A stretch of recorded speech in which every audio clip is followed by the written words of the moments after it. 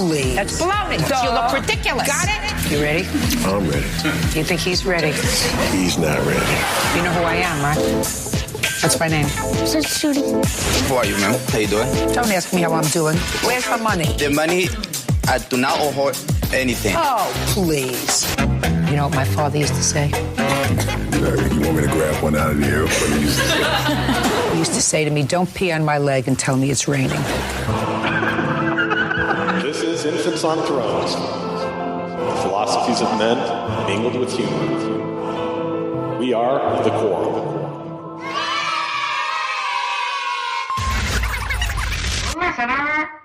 Listener Essay.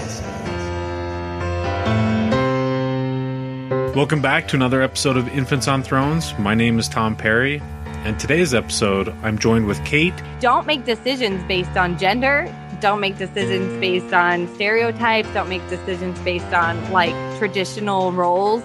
Make decisions based on what's best for you and your family. And her husband, Daniel. Hey, I trust you, and yeah, you know how I feel about certain things, so let's do this together. But we're also joined with Jake and Erica to round out the panel. Go ahead. Do you? Go ahead.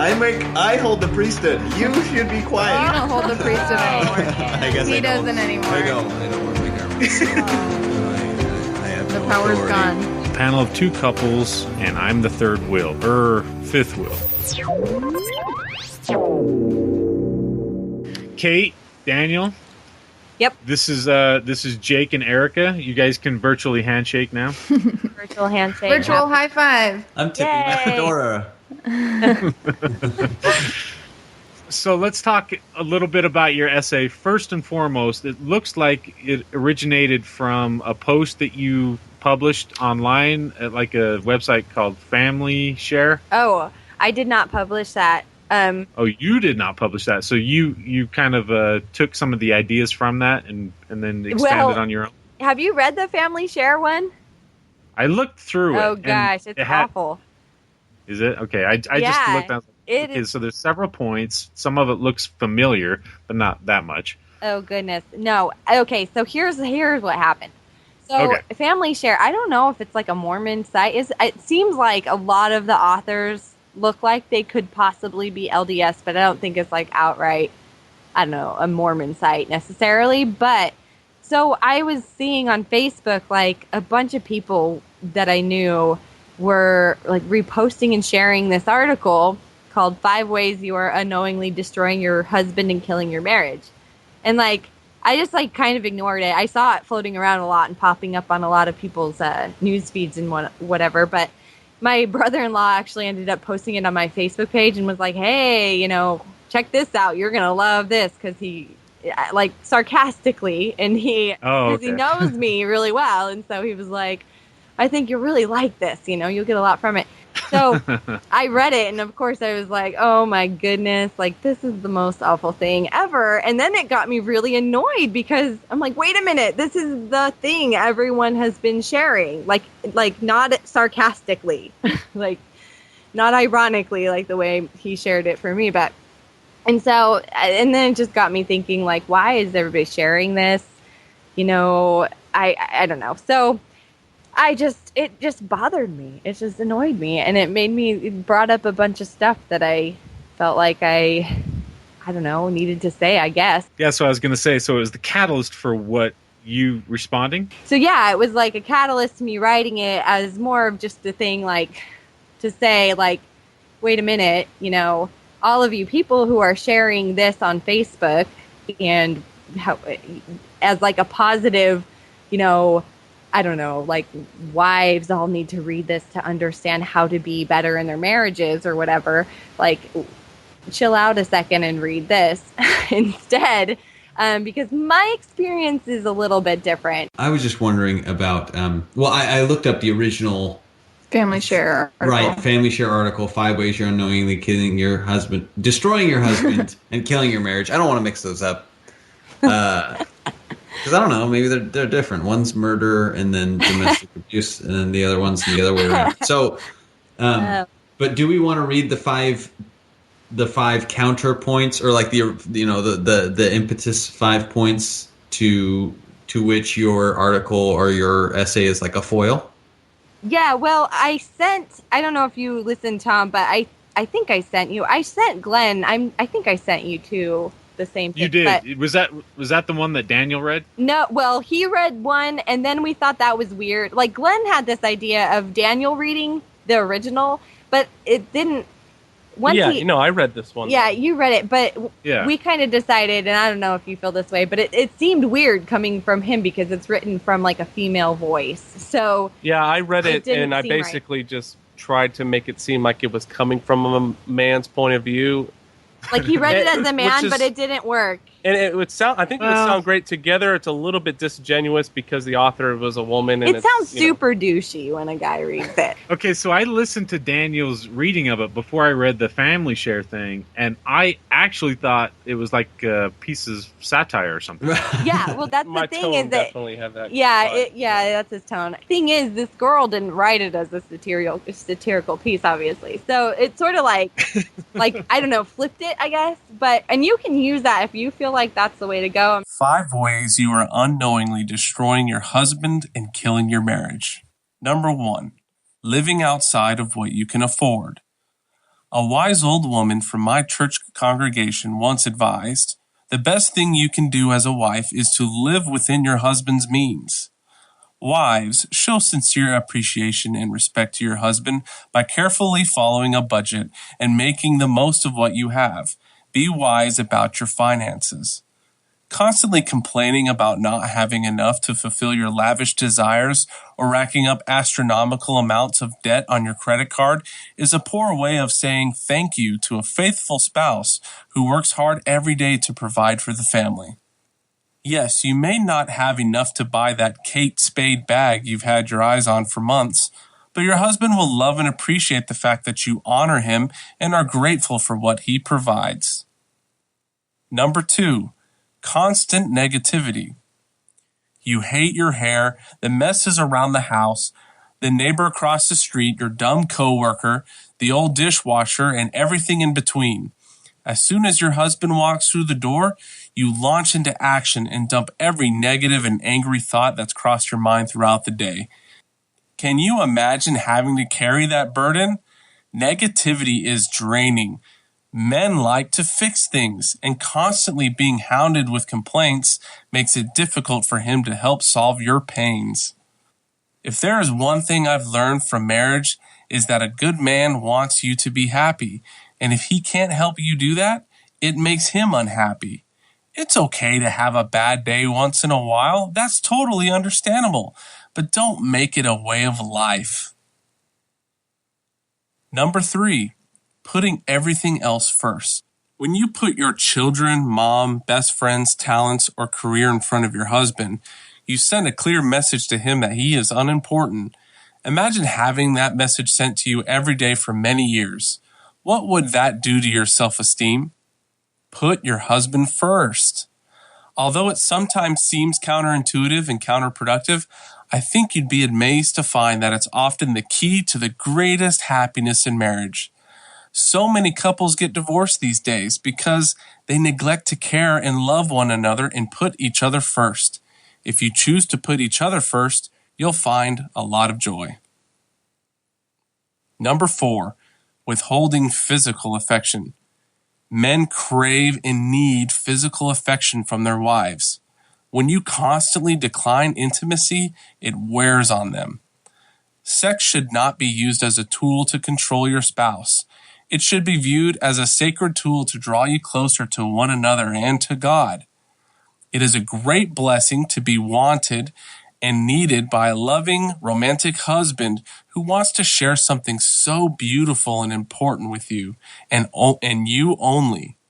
Even though you might not always be in the mood, it's worth it to give in when you can and spend that time bonding. Number 5. Not speaking his language. Women love to drop hints. I think it's part of their DNA. But men just don't get them. I think that is part of our DNA. Don't waste your time giving subtle hints that he won't understand. Speak plainly to him. Be honest about your feelings and don't bottle things up until you burst. If he asks you what's wrong, don't respond with nothing and then expect him to read your mind and emotions. Be open about how you really feel.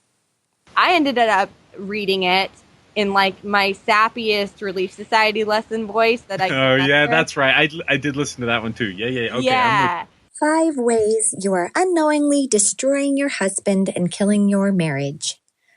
When I got married, I was amazed at the instant, overwhelming sense of responsibility I felt to love and care for my husband. Suddenly, a huge part of someone else's well-being and happiness was largely affected by my choices and actions. Women, we need to be careful about how we are caring for our husbands and marriages. Don't let the small stuff ruin the things that will bring you the greatest happiness in life. I kind of got a lot of women, like LDS women I know, were posting this on Facebook. So I was thinking to myself, when I read it originally, I was like, this bugs me because I bet you they're quoting this in Relief Society. And so then that's when I was like, I should read it in my sappy Relief Society voice. And I also want to point out that there's been an update to the original article. At the end, it says, update men, this advice applies to you as well. Check out, hyperlinked, 5 ways you are unknowingly destroying your wife and killing your marriage, which I think was they swooped it. Goodness, I haven't seen that. Does it say the date that it was posted? But this is, good point. I don't know. I don't see. The items are essentially are word for word the same, except for the first two. The first one is not providing the basics for the family, and the second is pessimism rather than negativity. I think is the other one. Which is basically, okay. Yeah, constant negativity is the second one in the wife in the woman-oriented one. And the first one in the woman-oriented one is living outside of what you can afford, and the first one in the men-oriented one is not providing the basics for the family. So it's like two sides of the same coin.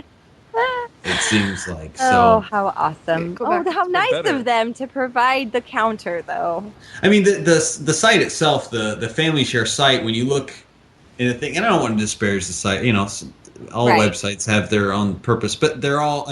Shit away, Jake. Well, okay, fine. That was really just that was like kind of a token toward balance. But really, this is a clickbait shite. So it is. God damn it. Clickbait shite. Clickbait shite. That was like a Scotsman cussing out whoever the web designer. This is a clickbait site. So it says the first one is, have you said I do? Then avoid these I don'ts. And they're all stupid lists. And 10 huge milestones in love that lasts, 8 ways to honor the love of your life, top 10 marriage tips I ever received. The rest of them all have an integer in the title. So, it's always some list. It's like BuzzFeed, right? Right, it's BuzzFeed. I mean, it's BuzzFeed, but for family values. So, right. Well, if you could call those family values, I guess.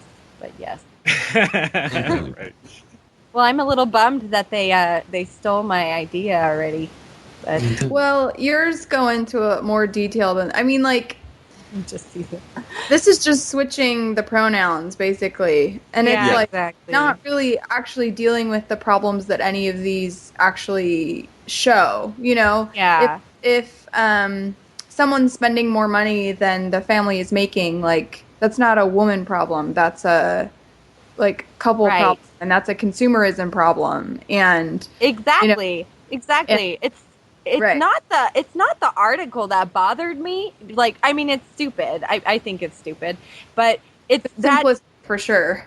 Right. It's that the people I saw on Facebook who were posting the article were taking it very seriously and were like, I have somebody in my family posted it and was like, tagged her husband and was like, I need to do better at some of these, but I'm trying really hard, and I so appreciate my husband because he's great. They're just I had a friend of mine who posted the article with this gigantic Facebook post about how she totally agrees with this article and how she feels like her marriage is so great because she is good at these things, basically. And that's what bothered me. It wasn't the article itself. I doubt the author even herself thought I don't know. I'm sure she just like spits these out as fast as possible. I mean, it's not very well written, and it's totally right. It's like 400 words. like you it's said. Really, really short. Yeah. Right. It's short and it's simplistic, and it doesn't really dive into anything real meaningful that marriage is. But it's that everybody is taking it for such this, like, at least from my friends and family who have been posting it, they've all seemed to be taking it as this like gospel almost, like such like this inspired word, and that's what bothered me is like, wait a minute, guys, you can't no, this cannot be the list that we all have to right go by for marriage. And that's something that I wanted to ask about. This is something interesting that I guess is touched on something that I'm trying to wrap my head around in kind of as I move away from like what I call the Mormon mentality. I'm increasingly surprised by when I look at things that Mormons share with each other, how kind of vapid and empty I see those things as being, like just kind of full of platitudes and all fluff and no substance to me. But I'm just wondering, like, have I just accepted a different set of platitudes, or are Mormons what are they getting out of this that I'm not getting? Because I look at this article and I see no substance whatsoever. I'm like, there's nothing in here that I mean, there's very little here that I think looks like it's original. It's not even interesting, and more than being offensive, it's boring and just flat and empty. Right. Are the people what I was going to say? It's more than that. It's just simple. It's that it's like destructive. It's destructive advice, in my opinion. Are the people that are sharing these, are these people that have been married for more than 5 years? Or are these people, like, is this recommendations and advice given from newlyweds to newlyweds? Or is this, or did you see people that have, like, been married for 10, 15 years saying, this is such great advice? Yeah, no, it was a range. I mean, there was a range. I've seen it. I mean, I swear I saw it posted probably at least 10 times by 10 different people. And there was a range. I mean, I got posted by people who were newlyweds, but I mean, like friends of mine who got married around the same time as we did, and we've been married almost 10 years, were posting it and talking about how wonderful it was. I actually think it resonates with a lot of people. I mean, it is boring to me as well, but I think people fall into gender stereotypes. They buy into the system, the patriarchal system. So they naturally fall into it, so it resonates with them. And I think what makes this article so bad is that it's targeted at a gender. I mean, we talked about this, with point number 1 about living outside of what you can afford. Well, that's a marriage problem. A lot of people where one spouse spends too much, they don't communicate about finances. That's a basic problem that, a lot of marriages have. But why are we targeting, this message at a specific gender? And that's the damaging part. It's that a particular gender stereotype that people fall into is what is destroying a marriage, on both sides, and that's the problem. Yeah, well, and agreed. I mean, the very first little point that she makes in the article is, living outside of what you can afford, and she talks about the wise old woman from her church that says the best thing you can do as a wife is to live within your husband's means, not within your means, just your husband's means. So it assumes right away that the wife is not a breadwinner of any kind and not bringing in any income. She is basically, forced to live within whatever her husband brings home. And I don't know, I find that so, just the wording, just the way, the sentiment that comes across in this article is so old-fashioned. And actually my brother-in-law, who posted it on my Facebook page, like sarcastically, that's what he was saying, was like, was this written in like the 40s? I don't understand, but he's an ex-Mormon. He's been ex-Mormon since, when he was 19 or something. So I don't know. I got told, to me, it's like, this is not surprising. This is not new information. This is what I grew up hearing, basically. It's a proclamation to the family in BuzzFeed format. Right. That's awesome. So I mean that leads into like the main question that I had after reading listening to your essay. I don't read anymore. I'm above that. Right. I can't move my eyes from side to side like some sort of peasant. 5 ways you are unknowingly destroying your wife and killing your marriage. Growing up, I was taught a conventional view of what kind of a marriage I would have one day when Mr. Right, or in my Mormon terminology, my EC, that's eternal companion, and seriously, that acronym exists, would come along. I was not one to worry if I would or wouldn't get married, as it was part of the script that had been written out for my life since I was young. I was good at dating and monogamy and had a few pretty serious boyfriends prior to dating my husband. Those relationships ended because of various forms of the same problem, which was that I was a feminist, told to me many a time in a condescending way by men and women alike, who didn't completely buy into the script. They wanted to run to the altar. I wanted to take some time to make sure we had settled into who we really were before commitment. They wanted the future me to make little babies quickly and with enthusiasm. And I wanted to maybe get a degree or work to build an interesting career for myself before I opened up the factory. They wanted me to be good at everything but not better than them, attractive but not to the point where I was being hit on by other guys. They wanted me to admire them, coddle them, and submit to them. They were good guys who'd been given a bad script. And I was conflicted, struggling between what I was told I should be and what deep down I knew I wanted to be. When I started dating my husband, I felt relieved. I'd known him for a long time and appreciated that he quickly sloughed off the sparkly, "please think I'm awesome and date me" coding within days of hanging out with me.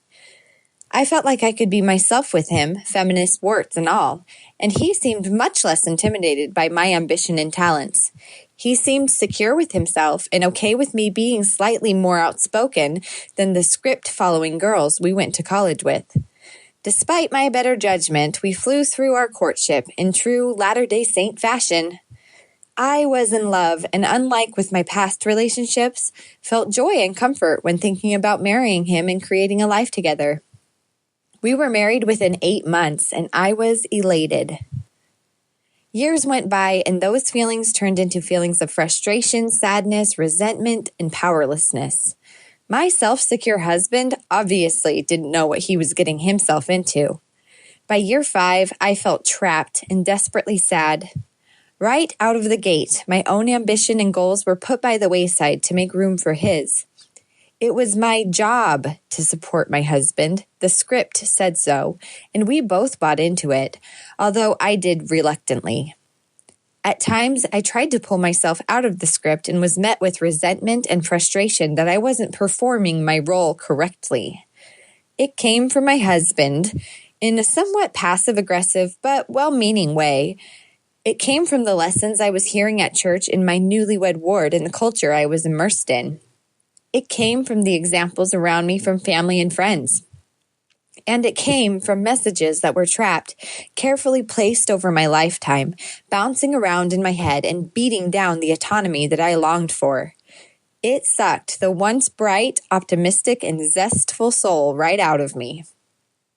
I had casual thoughts about leaving, but quickly realized I could never do that. In part because I still sincerely loved my husband, despite his misguided expectations of me because of the script, and in part because I had no way to support myself or my son if I were to leave. So I resigned myself to the reality that I might always have to fake it, for the sake of my marriage and my son. I'd have to fake love of domesticity, pregnancy, and child rearing. I'd have to fake love of religion and God and patriarchy. I'd have to fake agree with gender roles and the expectations that were heaped upon me. I'd have to fake smile and nod every 6 months when I sat through what I like to call the semi-annual employee evaluation that my husband felt he needed to give. I didn't know if I could do it, but I tried. I read ridiculous books like The Proper Care and Feeding of Husbands, whose title alone felt patronizing and trite, but I read it anyway at the recommendation of my mother, a genuinely wonderful woman and devoted script follower. Guess what happened? It didn't work. I was being destroyed, and it was killing my marriage. But here I sit, writing this as a married woman to that same man. We are going on 10 years now, and despite the first 5 being a roller coaster of complying with and fighting the script, the last 4.5 have been quite fabulous. I'll tell you why. I will, I promise. But first, let me give you my list of 5 ways you are unknowingly destroying your wife and killing your marriage. Number 1. Creating an environment wherein your wife has no means other than those you allow her. Employee is a lousy position to be in if you're trying to be someone's equal. But that's exactly the position you ascribe to someone who is working for you to earn their keep. To be completely dependent on you for housing, clothing, and food, 3 basic necessities of life, puts wives in the position to feel frantically shackled to you in a real economical way. Support each other equally when it comes to career aspirations, talents, money-making abilities, and other goals. Be willing to compromise with her to fulfill the needs of the family as a whole instead of simply your own wishes and ideas of what your life should look like. Take a logical, not a gendered approach to how to best support your family, find happiness and success in careers, and maintain your desired standard of living. If you treat her as an equal with the same capabilities as you have and show your commitment to helping her be financially independent, not only will you lift her up, you may even find that you appreciate not having to have all the provider pressure on your shoulders. Number 2, constant apathy. Apathy is defined as having a lack of interest, enthusiasm, or concern. Do you feel like your wife's concerns are unreasonable or unwarranted? Do you tend to become irritable or disinterested when you feel you cannot fix the problem? Do you feel defensive, as if your wife is setting you up for failure when she expresses any negative thoughts or emotions? Whoever told you that you should be able to fix everything because that's what men do sets you up for failure, not your wife. Simply because you are a man, you have a significantly different lived experience than your wife has. Women are prey in a predatory world. We are a suppressed and mistreated demographic who still manage to function as well as our male counterparts. We have to live with an innate anxiety that you will never experience in a world that is constantly trying to explain to us all the ways we are not quite right. Can you imagine having to carry that burden? Instead of becoming aggravated by her expressions of unhappiness, validate the struggles that your wife faces and show empathy. Do not take upon yourself the duty of being her hero. Strong women want allies, not heroes. They want empathy, not sympathy. If you do not know the difference between these 2 things, I advise you to watch a short RSA clip by Brené Brown called The Power of Empathy. If empathy is not something that comes naturally to you, acknowledge this and work on it. Improve your listening skills and don't see yourself as failing if there are sometimes frustrations that can't be resolved. Number 3, assuming that constant attention should be paid to you and your needs. Life is stressful and complicated and full. There will be times when your wife is being pulled in 20 different directions, and balancing that is tough. If you are used to being the center of the universe, it may be difficult for you to understand that she does not exist to take care of you. But that doesn't mean that she doesn't care for you. Do not rest your self-esteem on whether or not your wife fulfills all the daily requirements of husband worship. That's not to say that wives shouldn't do nice things for their husbands, like cook meals sometimes or drop your laptop off at work when you forgot it again. Just like husbands should do nice things for their wives, like pick up dinner or cook food for the family sometimes, or run her that other black purse that has her credit card in it. Doing nice things for each other shows one another that you love and care about each other and your relationship. You will get yourself into trouble, though, if these things become assumed duties, simply because that's how you think wives should act. Realize that your wife has a life outside of you. Having a diverse support group of friends and family to spend time with does not distract from her love for you, but adds to her overall feeling of community and security. If you want someone to wait by the door with bated breath to shower you with attention and stroke your ego, maybe get a dog or go live with your mom. Your wife can adore you and love her life with you and still need a life that is not solely focused on you. Number 4, expecting enthusiastic sex despite the external factors and taking it personally when it is less than enthusiastic or doesn't happen at all. These are some dark and murky waters, and I'm not sure if I want to wade too deeply. But I will say that in my experience, wives want to have enthusiastic sex with their husbands. There are a lot of factors that come into play with sexual dysfunction in a relationship, and I'd be long-winded and unqualified if I tried to explain them all here. I will recommend, though, that husbands, if you feel you are being sexually neglected, perhaps you talk to your wife openly and humbly about this. It could be that she is going through hormonal changes and sex is just not as heavy on her mind as of late. It could be that she has been sexually unsatisfied and has been frustrated with past sexual experiences with you, and maybe the two of you together should take some time to learn how to help her out. It could be she's suffering from past abuse and has emotional, physical, or mental hang-ups in regards to sex.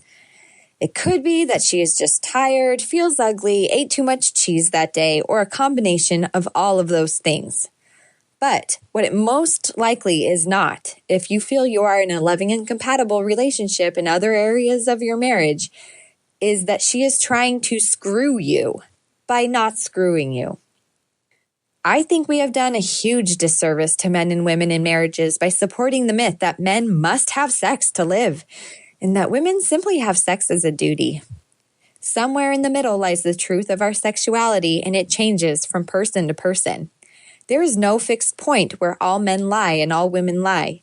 Sexuality is fluid and changing, and it takes flexible couples to make it work within a monogamous marital relationship. I have a simple solution that will help you get through the dry spells. I won't get into it, but it involves some DIY skills. And lastly, the 5th way to destroy your wife and kill your marriage. Number 5. Believing that women are juvenile enigmas who must be appeased and controlled. Stop reading ridiculous lists that assert that women are fill in the blank and therefore should fill in the blank, or that men are fill in the blank and therefore should fill in the blank. The problem with antiquated gender stereotypes is that they are assigned based on a common characteristic that a group shares, genitalia, but that does not define or represent the entire package of who that person is as an individual. Treating all women as flaky, fickle, malevolent children is not only condescending, but also ignorant. Similarly, treating men as somehow being simultaneously wise commanders and complete clods is comparably as ignorant. Dive into your own experience and dissect why you think what you think and expect what you expect from yourself and from your wife. Get to know your wife. Really get to know her. Create expectations for yourself and your marriage together based on common goals and the needs of the family rather than a prescribed script or assumed stereotype. Finally, I admonish you, dear husbands, to follow the golden rule and treat her like you would like to be treated. Not how you would like to be treated if you were a woman, but how you would like to be treated as a human being who is sharing a life with you. So there's my list based on my personal experiences. I told you I'd tell you why I stay married and how I now find myself happily living a life of marital bliss. Or more like pretty goodness. What happened was that my husband went through a transition around year 5 or so, and I along with him. We started questioning why we believed the things we believed and lived the way we lived.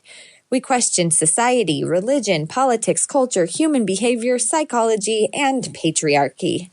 In short, he became a feminist, among other things, and I allowed myself to truly accept myself as one as well. He started seeing me as his true equal, not his helpmeet, not his employee.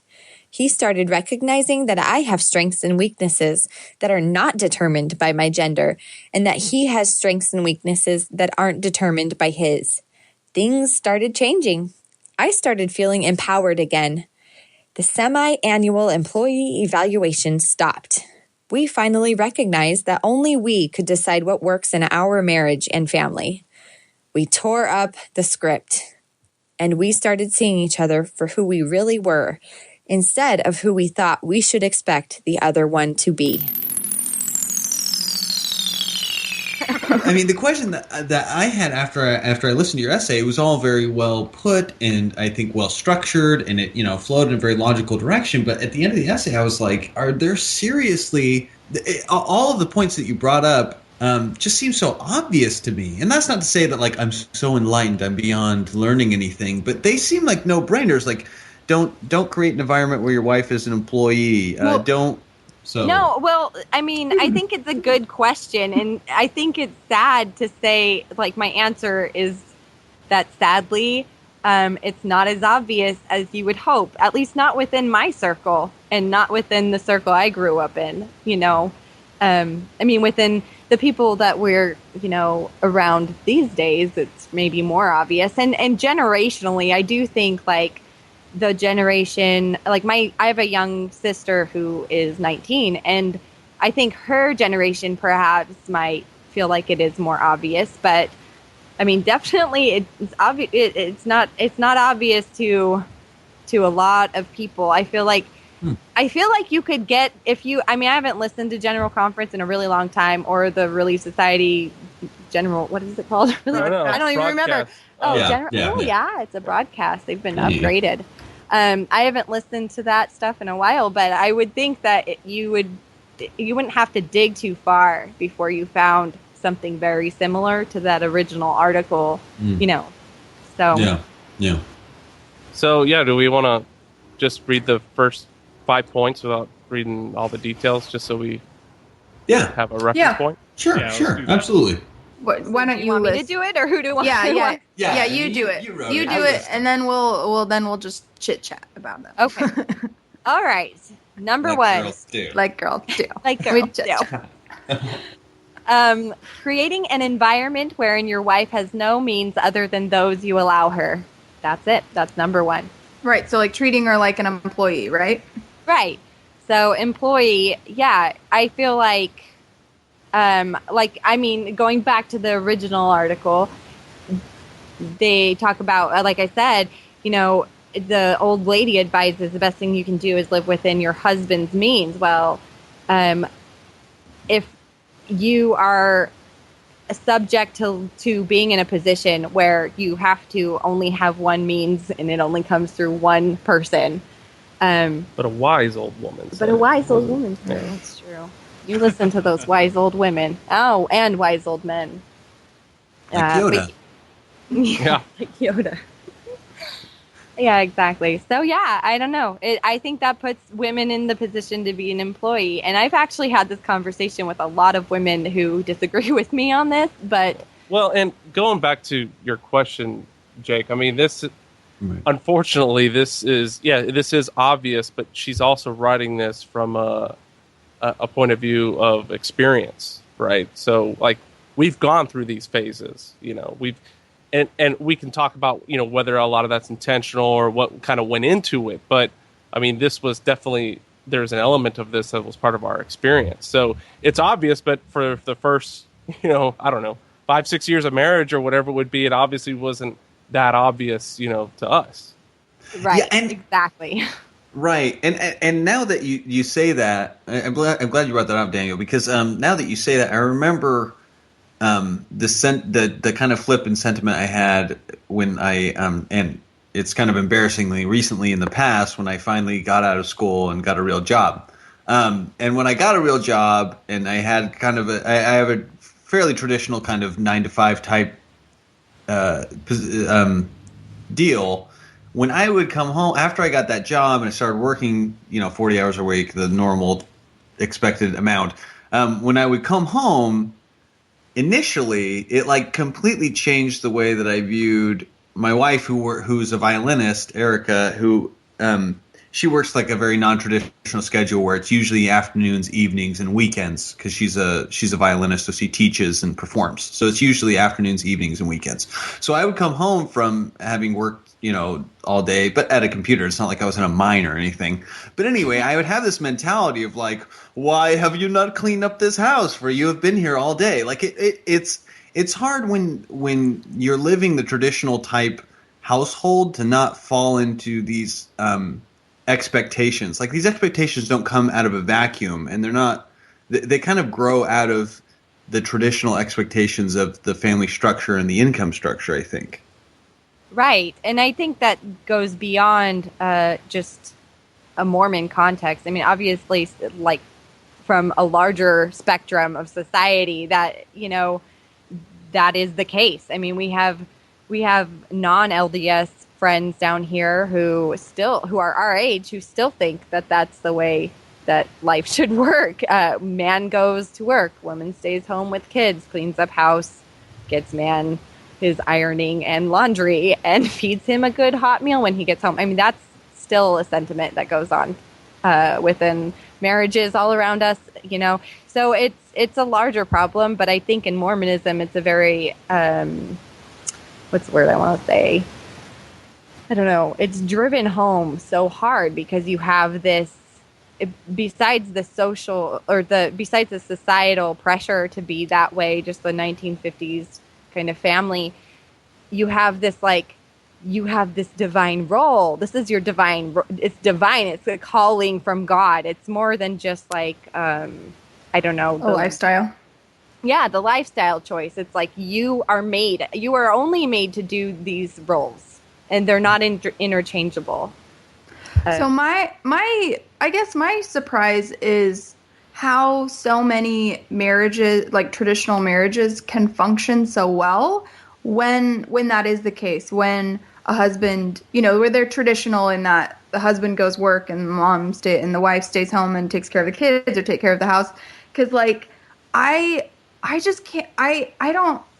Without both me and Jake working and both taking care of household chores, like I can just see how easily we could fall into blaming each other if whoever stayed home didn't clean, or whoever doesn't spend make as much money, make decisions financially. Like I guess I'm just amazed that so many people make it work, because many people, that's how it works. One spouse works and one spouse stays home. And I don't know. I just feel like it's the healthiest when both couple, and then maybe it's just for me, but for me, right. I feel like it's much more healthy when both couples are contributing financially and both couples are taking care of, home matters. And maybe that's just because I couldn't handle it otherwise mentally, but I don't know. I'm amazed that so many people can make it work. But I would argue that I would argue that someone is being left behind somewhere. I don't know if they are making it work. I mean, they might be functional. It might be decently happy, but I don't know. To me, I almost feel like you. I feel like you. I feel like obviously for me, it's a lot more difficult to maintain that like traditional structure and I don't know, not get resentful or unhappy. But right. Or feel like you don't have control or right. I don't know. Yeah. My argument would just be that I think if women were honest, especially if women were honest with themselves, that if they were able to be honest with themselves, because at least for me growing up, it was clear to me that working outside the home, unless it was a necessity, was a selfish choice. And that was something that came from, my Mormon upbringing. I heard that through my mom, who was raised Mormon and who experienced that like setup in her own life. She never worked my entire life growing up in the house. And she made it really clear that was my role. And even today, I was talking to her today on the phone, and I love my mom. She's wonderful. And I called her because I was kind of having a hard mom moment, because as much as the irony of all of this is that I am a stay-at-home mom now. So if you want to call me, like, if that's going to discredit everything I just write and everything I say, but there's a lot that goes into that being the case right now. Right. But anyway, my mom, just today, talking to her on the phone, she, I was telling her I was just frustrated with just like, I have 3 kids and I have a 5-month-old baby and 2 boys, and it's just like craziness right now. And I was just lamenting, the normal stuff. Like, I can't keep up with anything. As soon as I do the dishes, there's more. As soon as I do the laundry, there's more. I was just, lamenting the crud of motherhood. And my mom, she even then is just like, hey, well, this is your divine calling, and there's nothing, the sacrifices are worth it. And everything is in terms of like sacrificing, well, you're sacrificing for your family. You're sacrificing. So when you're not willing to sacrifice, then there's something broken in you. Like, you're not feeling something higher than yourself.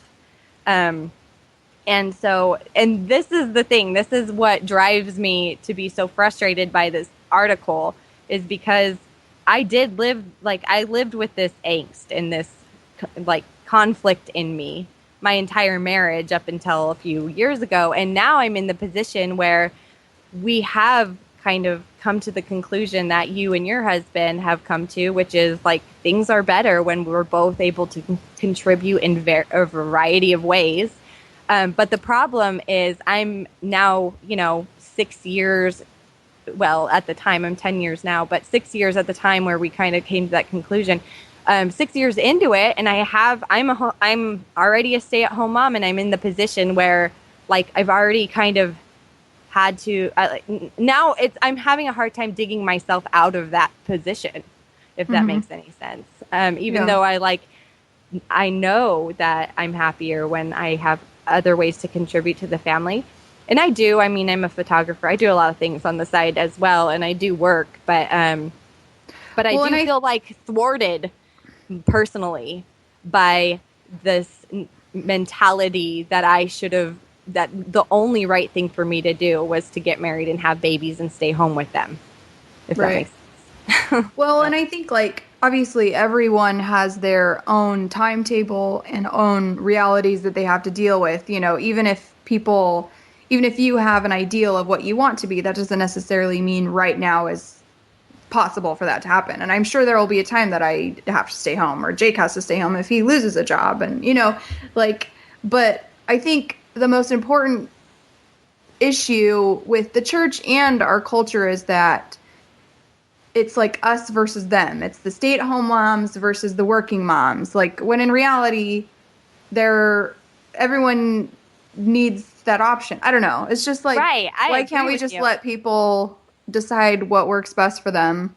Yes, and if anyone gets anything from the article that I wrote in response, it's that. Like, nothing is cut and dry, nothing is black and white, and like, don't make decisions based on gender, don't make decisions based on stereotypes, don't make decisions based on like traditional roles. Make decisions based on what's best for you and your family.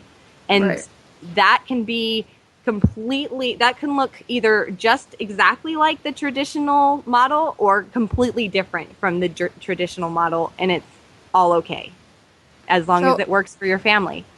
So I want to hear more about these interviews that your husband conducted. Was that a real thing? Man. Like, did he really sit you down and say, we need to talk about your Daniel, your quarterly? Well, I'll let him give his version of that. We'll see what he says. See, now I'm going to feel like I'm the brother Jake, where I'm like, see, not sexist, after trying to explain myself. Yeah, well, okay, so it sounds like, companionship inventory, right, for those who've served missions. Right. But it really was not like a formal thing.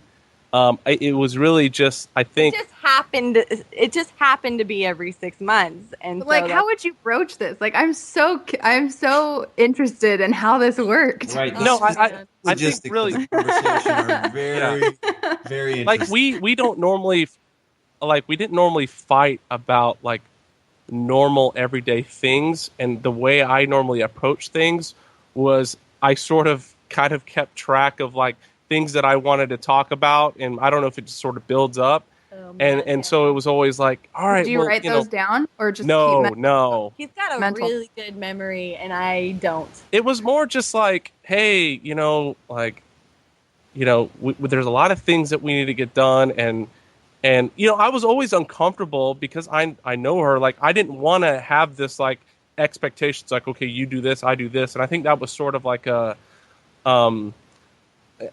There's two things. Like, me doing that is sort of my patriarchal asshole way of like trying to get what I want, but at the same time, because we're both, in the Mormon mindset, even if I'm not coming at it from that angle, it's going to be sort of viewed through those lenses of like patriarchy, right? So if I'm trying to figure out, okay, well, we got cars that need to be registered, oil needs to be changed, dishes need to be done, food, all of that stuff. I'd have those conversations just frequently, like, okay, so who should do this and how should it get done? And it wasn't like I was keeping track, like, oh, I noticed that you didn't do it like in the last like 5 times or whatever. Are you saying you didn't? I didn't. Is that right? I mean, there was definitely a lot of like. Maybe should have talked this through before we got on this call. Sorry, am I ringing up? No. Source. I wanted to do this from the other room so I could mansplain all I want without her. But anyway, so it was definitely it felt like that companionship inventory. Like, how are we doing? We got all these things done. Are we? It was really uncomfortable, and it always led to. But we meant you. A lot of the time. Yeah, a lot of the time. It was a lot of like, well, you're here most of the time, right? I mean, Jake brought that up. It's more like, I would do it if I was here, and that's a way to manipulate, and to. I never, I should say is that I didn't really like. It's hard to analyze this, post hoc, but I didn't think I ever fully bought into like the fullness of what the general doctrines really entailed. Like, in other words, I never tried to assert like any authority, but I did want to sort of like, I was patriarchy's like biggest salesman in a way, right?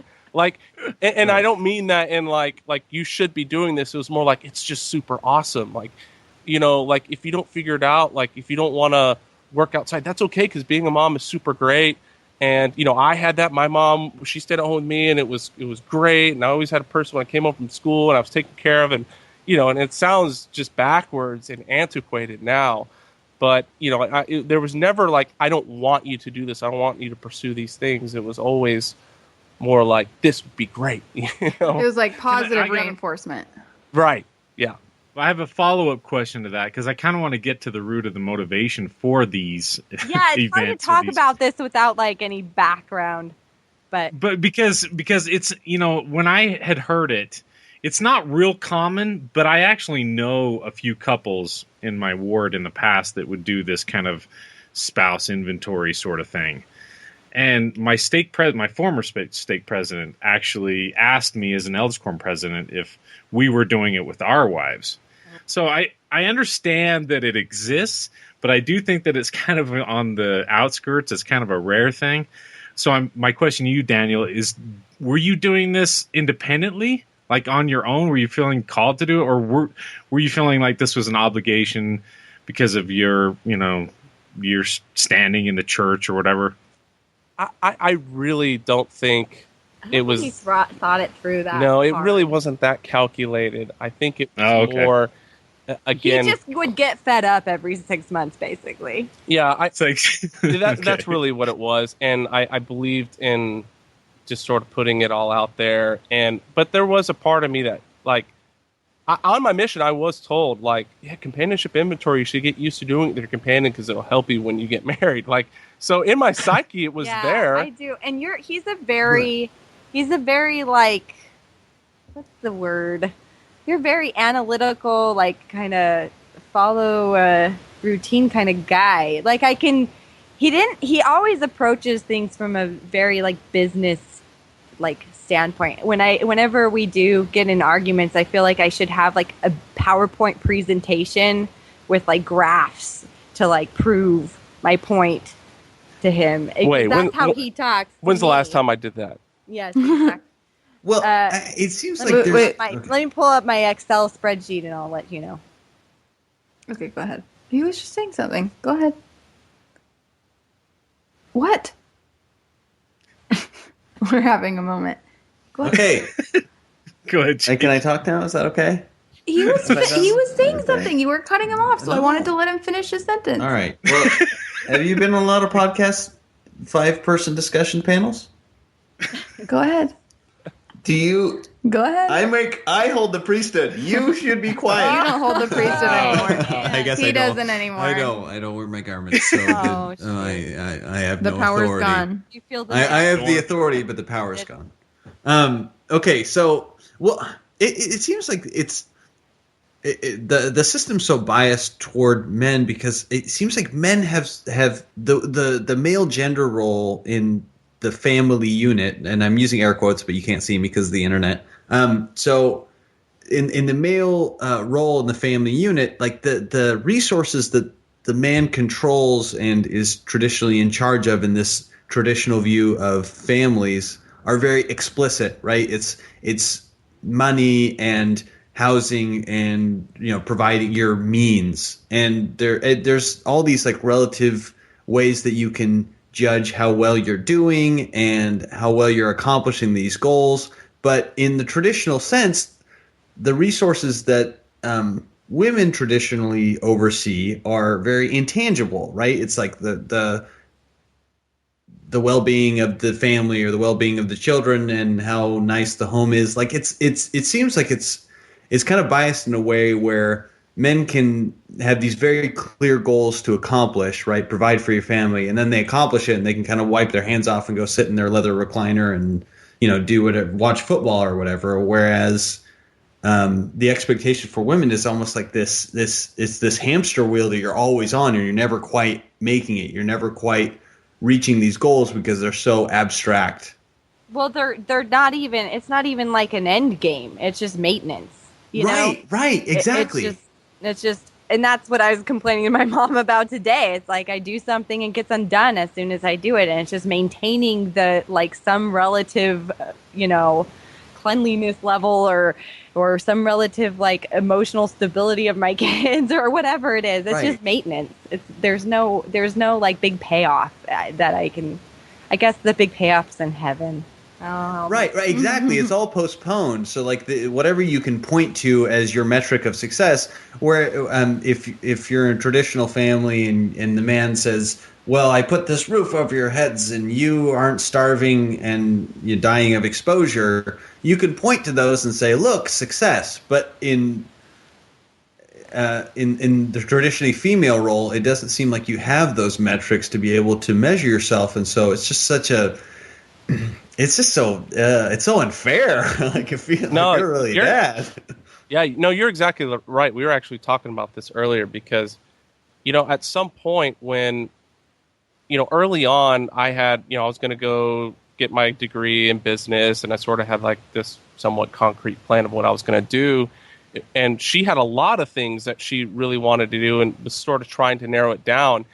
And we were thinking about, well, why wasn't I just as concerned about making sure that her end goals are accomplished as I was about mine, right?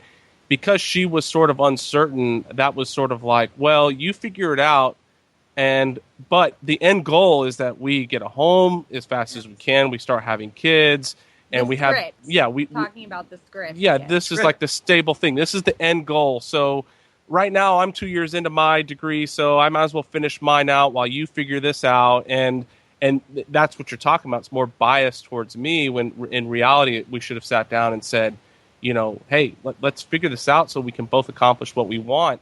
And it's and I at the same time were incredibly secondary in the sense that like, well, this is the we have to get this like big thing accomplished of like getting me as in Daniel, him through school and getting money so we can have kids as soon as possible. And then like if I swear to you, if someone else tells me there's a time and there's a season, I am going to like smack them with a clock and throw pepper in their face or something, because I can't take it anymore. It's because very specific.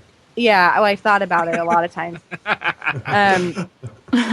But seriously, I get told that. I feel like I've been told that anytime I am honest with people, with like especially when I was still active going to church, I was scared to like kind of talk about how unhappy I really was and how I felt very like, I don't know, like pushed aside as far as, what my kind of aspirations were. Because to be kind of fair and clear, we kind of got thrown into parenthood earlier than we wanted, at least definitely earlier than I wanted. And then, my son, our first son was born super premature. He was born at 24 weeks. He weighed a pound and a half. Oh my gosh. And so, I got pregnant, unexpectedly. And then I found out I was pregnant at 12 weeks and had a baby 12 weeks later. Oh my gosh. So I kind of got thrust into parenthood, kicking and screaming. And then with that, even if I wanted to work outside the home, I couldn't, because he had special needs and I had to stay home. Somebody had to stay home. And of course, Daniel was in school and working. So I had a job, but I quit it once I had him. I actually had a job I really liked, but anyway, so. No, I was just going to say, if I had to sum it up, sort of like the thought process there is like, from a Mormon cultural standpoint, like a man who doesn't have a job is unemployed, but a woman that doesn't have a job has motherhood, which is supposed to be super awesome and divine, right? So that motivation to like, you figure out what you want to do, or let's figure this out together, wasn't there because the backup was so awesome, right? And it wasn't. It's just such a bad way to look at it. Yeah. For you, Daniel, like he said, he was like a good salesman. So, I mean, even though he wasn't maybe explicitly ever telling me, no, you cannot work, he was definitely made it clear to me that there was a right decision, and that like that choice would be like the all-time awesome of choices for me to stay home and like be with the kids and be a full-time stay home mom. Yeah. So he was like, Kate, what can I do to get you in this happy marriage? What can we do to get you in this? Yeah, pretty much, exactly. No, that's cool. Exactly. Well, and I mean, the thing about us is, I guess that one of the reasons why, I mean, in the essay at the beginning of it, when I kind of tell my backstory a little bit, I liked him. I was attracted to him because I felt like he was supportive of my talents and ambitions. And I felt like he was equally as ambitious. And so that's what was attractive to me. Whereas, and I mean, I've known him since I was 3. So, I mean, we kind of grew up knowing each other, and I knew what kind of family he came from. I knew sort of what he liked and what he was. I don't know. I knew him for a long time, so I felt supported by him in that way. Whereas, like, with other boyfriends, I didn't feel that support. I felt very like, well, motherhood is the best, and that's what I want you to get married right now and have lots of babies and then be happy staying home with them forever. And so, right. And like the thing about Daniel that I liked was that he didn't seem that way.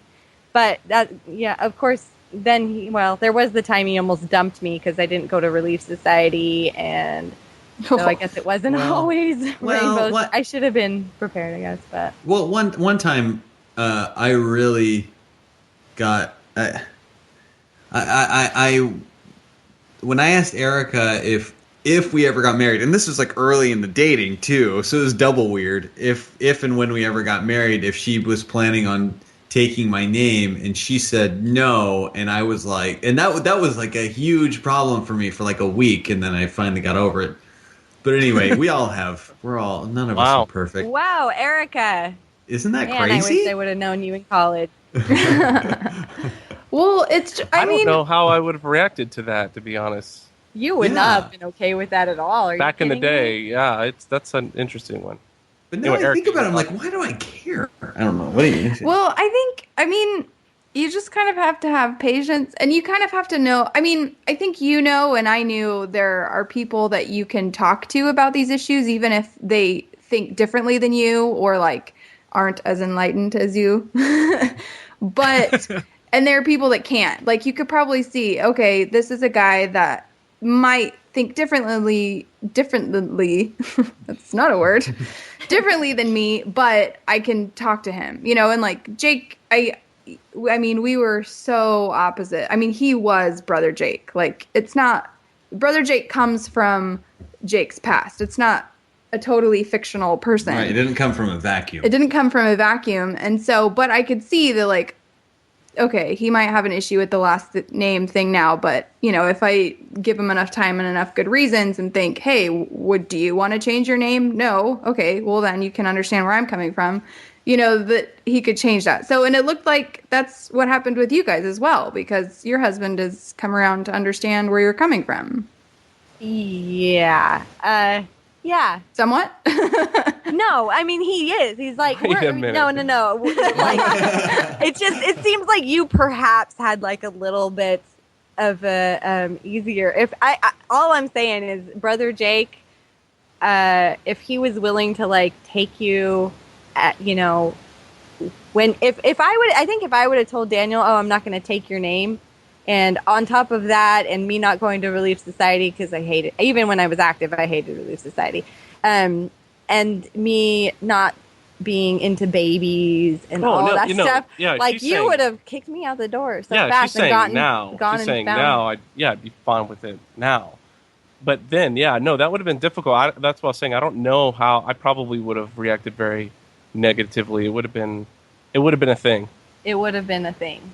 Yeah, it definitely wouldn't be a thing now. No, I'm not saying it's going to be a thing now. It's not a thing now. Yeah. Oh, it's not a thing now? So I can change my name back, you're saying? Yeah. No. Uh-oh. You should Can of take worms, my Beetle. name. Let's go on to number 2. Yeah, number 2. Oh, shoot. I just realized. Or we can just dump the list. I like where we're going. I mean, I don't know. So, yeah. We kind of covered, too, with the whole apathy, lack of interest. Right. Well, I liked your number 2 though, because you went much deeper in your number 2. Because if I'm interpreting it correct, you're basically saying like your wife's concerns are not designed to make you feel bad. She just is being honest with how she feels, and sometimes she feels negative about something, and you're her partner, and she should be able to do that without having to tiptoe around it. Right. Is that like, more or less what you're saying? No, that's exactly what I'm saying. I think men are told that they should fix everything and that they only need, like, the only kind of communication they should have with their wives is, like, here's my problem, now go fix it. The dryer is broken, go fix it. So-and-so scraped his knee, go put a Band-Aid on it. And, like, to have, like, real expressions that, because being honest with someone else and being emotionally connected to someone else, you're going to be talking about a lot of things that have no solutions. And it's not a, I guess, sign of your male weakness or however you want to interpret it. I just felt like the original list was, don't complain. Yeah, don't complain, because then that makes them feel bad that they can't make you happy. Like, don't complain because you don't want your husband to be, demasculated. Is that a word? Okay. Emasculated, I think. Is that a word? Okay, great. Yeah, emasculated. Emasculated, thank you. By not being able to be your hero and fix it. So don't tell him anything that he can't fix, because the point is to make him feel good. And that means you just have to bottle up feeling bad so that he can continue to feel good.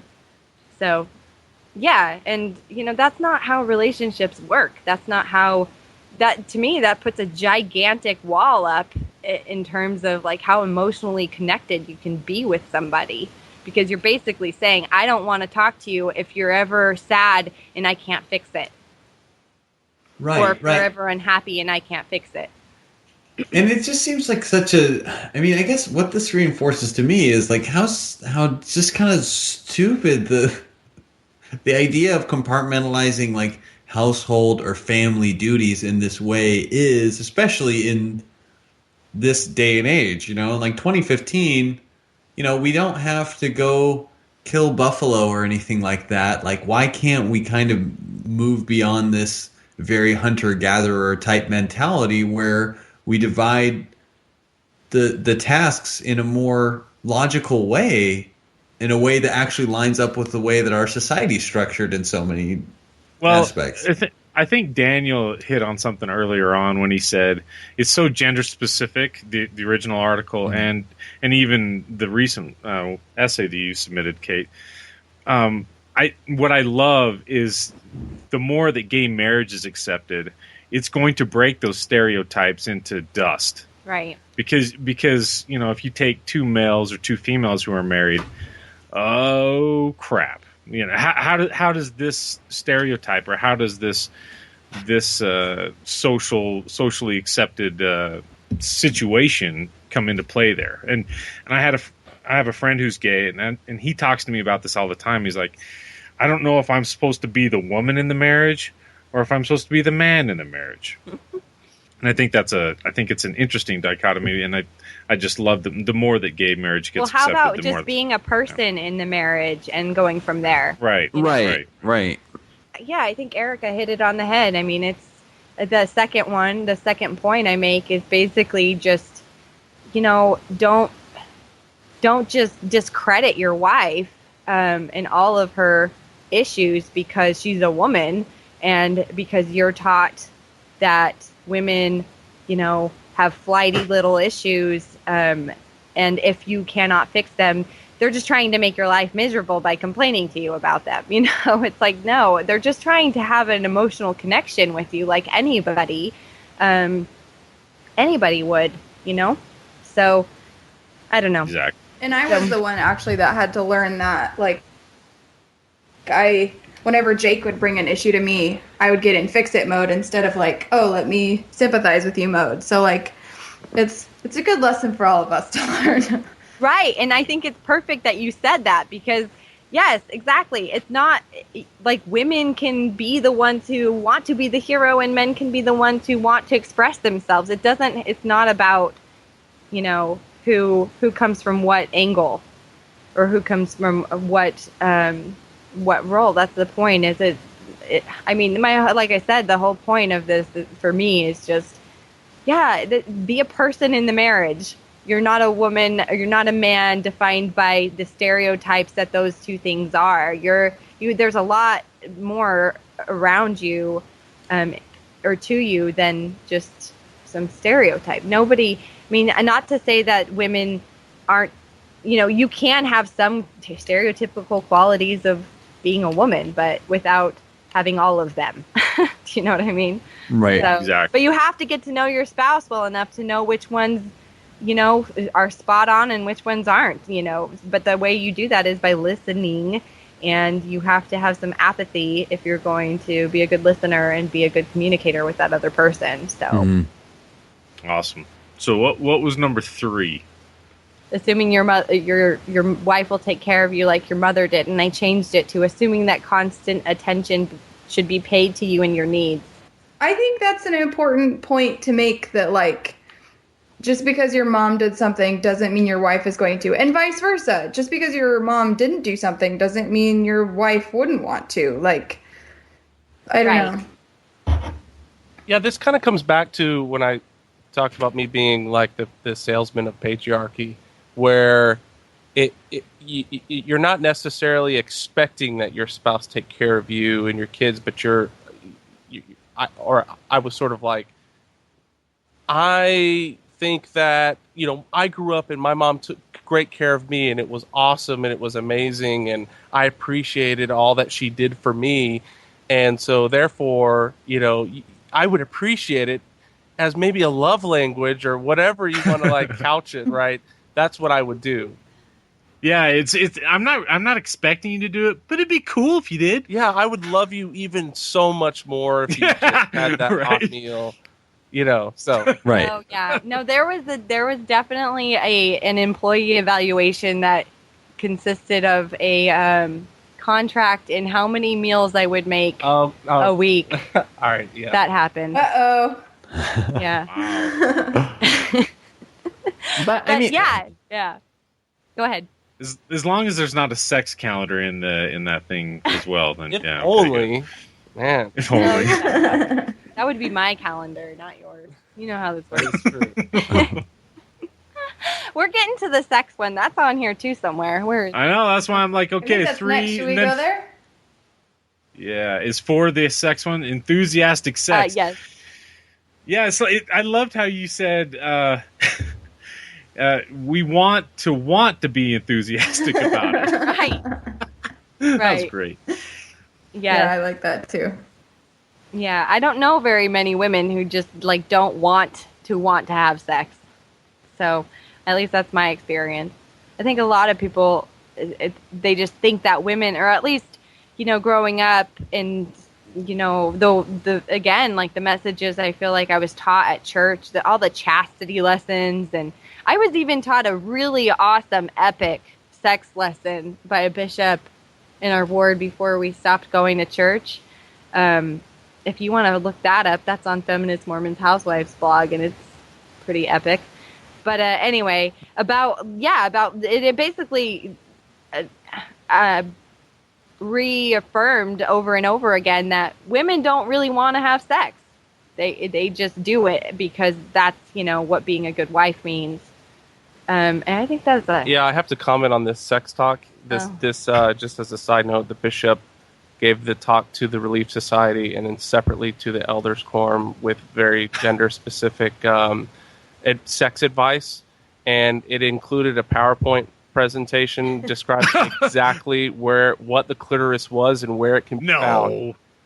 Dead serious. Are you serious? It didn't that could be helpful. I don't know.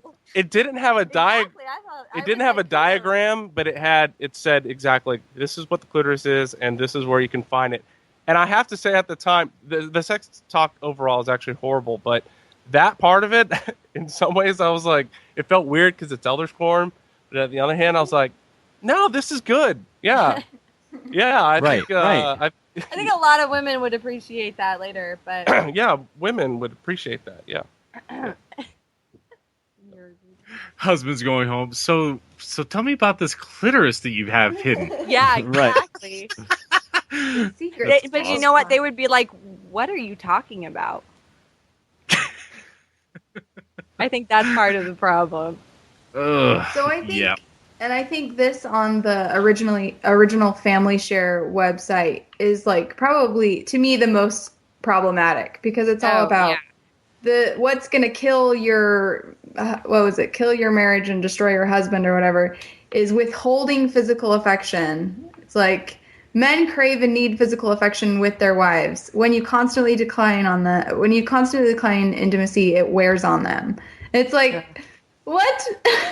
Well, it's assuming so much, isn't it? Yeah, there's so much wrong with it. Like, first of all, you don't owe your husband sex. Like, you want couples to have a healthy sexual relationship because they're in a healthy emotional place. Like, anyway, so many issues. Assuming, with it. I feel like and when I said in my essay, wives want to have enthusiastic sex with their husband. It's like I feel like the first assumption it makes is that wives don't want to have sex, and that it's like, oh, don't constantly withhold sex. You got to give in. It's like, well, yeah, they. It's not that easy. Like, it's not that, like, black and white that they're just, like, withholding because they don't like it or because, they're trying to stick it to their husbands. I mean, I think there's, like, this idea that wives use sex as, like, power. And I'm not discrediting that. I think there probably is something to that. But in my experience, I think most women want to have sex with their husbands. And we're not all petty little children that like throw big fits when we don't get what we want and stop talking to you, and I feel like that's sort of how the original article made it sound was like, oh, you know, you're using this as a way to get something from him because you know he's like this sex crazed lunatic, and you're, you know, you just use that to your advantage, kind of a thing, because you're just this petty little child. And I feel like that's a big deal. It's like, it's not that black and white. You know, a lot of women, they have sexual issues that are based on a lot of other things besides just wanting to stick it to you. You know, I say in here, where is that line? Oh yeah, I say, but what it is most likely is not it, if you feel like you're in a loving and compatible relationship in other areas of your marriage, is that she is trying to screw you by not screwing you. Right. And I feel like that's, yeah, most of the time that's probably, you know, if you feel like your marriage is pretty good everywhere else, then there's more to it than she's just trying to mess with you, obviously. Right. Well, but for some women who are in a very out of balance marriage, sometimes all they have to use, the only card that they can play or the only control that they can exercise is over sex. And especially if they're not enjoying it, so it feels completely one-sided. And it feels like a, you know, whether it's mechanical or just a, you know, a clock in, clock out kind of thing. To them, it's like, well, all right, I'll give you sex on a Tuesday and Thursday. Yeah, right. Because my sister-in-law actually did this to her husband. And it was highly, highly destructive. But of course it was awesome because my wife came home and just, she's like, you never treat me like that. You're the best husband in the world. and then I kind of look around like, you damn right I am. You're damn right. Well, yeah. And I think the biggest issue is this is that it's minimizing the effect of everything else on a marriage. Well, in your sex life, right? Like your mental, where you are mentally, where you are emotionally, where you are in your relationship, like that affects your sex life. And like, oh, don't withhold sex. It's like, maybe this should say, if sex is an issue for you or you don't enjoy it, then these are all of these things that could be affecting it. You know, like it's just so simplistic and guilt-ridden instead of like really based on any studies or any actual truth in how sex works with the mind and women. Yeah, and giving in, let's say they follow the advice and they give in, that's the resolution to the problem?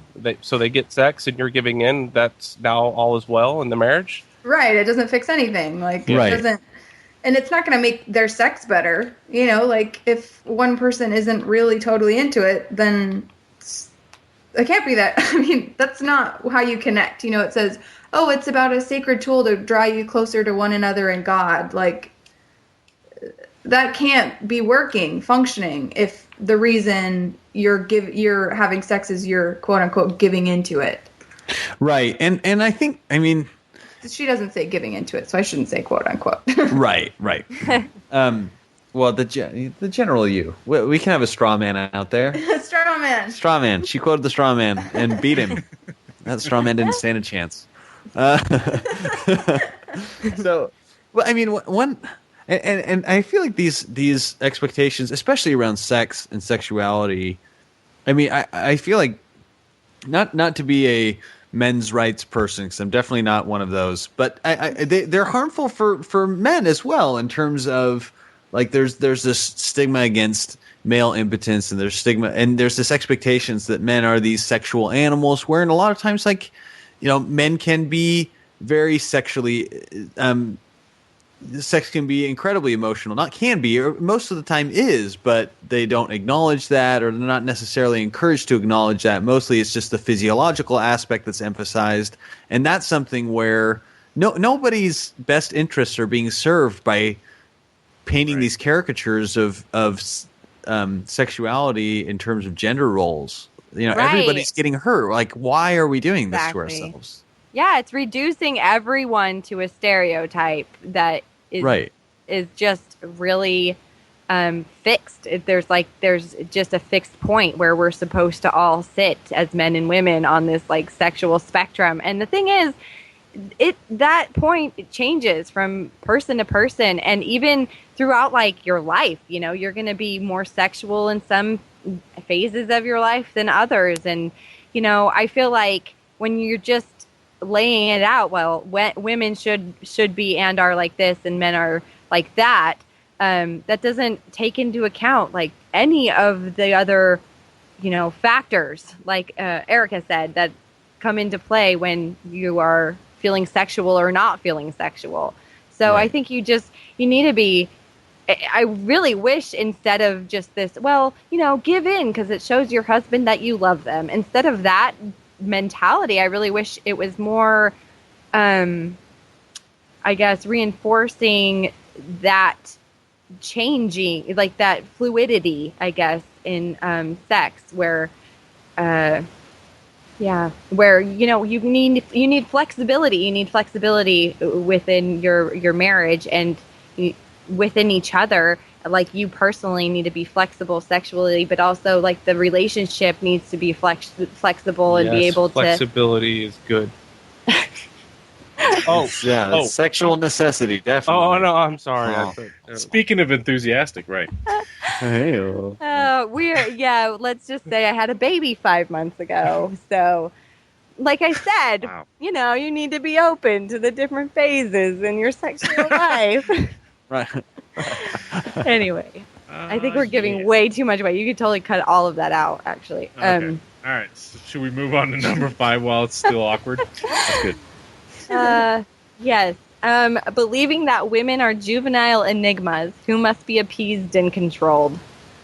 For this one, I would appreciate like, could you because this is kind of an abstract idea of like that they need to be controlled, and I don't think, I mean, there's very few men that you would find that would admit explicitly to that, like, oh yes, I do believe that women are juvenile enigmas that need to be controlled. So could you provide like kind of a more concrete context to this type of behavior? It's more, I think controlled is probably I don't know, a very expressive term for I think that. the words you used about Right. flaky and fickle are probably a better. Right. Well, it's just more like the patronizing, like pat on the head type of thing. You know, like oh, you woman, pat, pat, pat, pat. Kind of. That's more the control. It's more like you know what I'm talking about, like a benevolent patriarchy. So it's like, we love you, but you're stupid. You know that. So like you can't make. We love you, but you can't make any choices for yourself because we know better than you do, and so that's what I'm saying. Controlled in the sense that you would control a child, like, oh, you know, you're being too dramatic right now. You need to calm down. Let me put you in timeout. So that's kind of more what I meant by controlled. It's not as misogynistic. It's more benign than that, I guess. It's there, you know. And but it again exposes the lack of equality and less of a partnership to more of a, I don't know, a domineering relationship, you know, where there's one person who is, you know, the higher or the power, who fills the power role. But, yeah, and again, it's sort of a direct response to number 5 on the other essay. You know, in the first sentence, it says, you know, women love to drop hints. I think it's part of our DNA, but men just don't get them. So I think it's responding to, like, well, you know, from a man's perspective, yeah, I don't get women because, you know, they're flaky and I don't understand them or whatever. That's what she's saying. So it's kind of don't waste your time giving subtle hints that he won't understand. Speak plainly to him and be honest about your feelings, which is to me contradicting of like the constant negativity number 2. But don't bottle things up until you burst. Like, it just reminds me of like a child throwing a fit, and don't do that to your poor husband because he doesn't get it. And I think, you know, when I use the word juvenile because I feel like women, especially women in the church and women who are put in a position of being dependent on their husbands, which I think a lot of Mormon women like are put in that position. Even Mormon women who do work outside of the home, I feel like are put in a position of being a dependent. Even if they have maybe financial contribution, they still are expected to do, the